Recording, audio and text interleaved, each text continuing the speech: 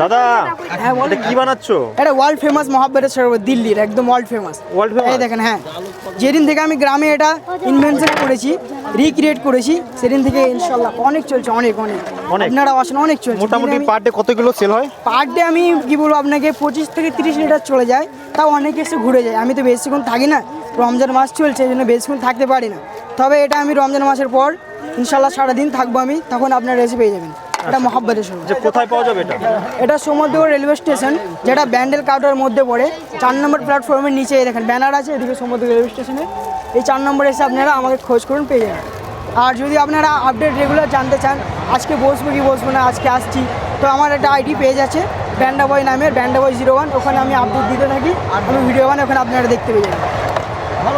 দাদা হ্যাঁ বল। এটা কি বানাচ্ছো? এটা ওয়ার্ল্ড ফেমাস মহাব্বতের শরবত, দিল্লির একদম ওয়ার্ল্ড ফেমাস। ওয়ার্ল্ড এই দেখেন, হ্যাঁ, যেদিন থেকে আমি গ্রামে এটা ইনভেনশন করেছি, রিক্রিয়েট করেছি, সেদিন থেকে ইনশাল্লাহ অনেক চলছে, অনেক অনেক অনেক। আপনারা আসেন, অনেক চলছে। মোটামুটি পার ডে কত কিলো সেল হয়? পার ডে আমি কি বলবো আপনাকে, 25 থেকে 30 লিটার চলে যায়। তাও অনেকে এসে ঘুরে যায়। আমি তো বেশিক্ষণ থাকি না, রমজান মাস চলছে, এই জন্য বেশিক্ষণ থাকতে পারি না।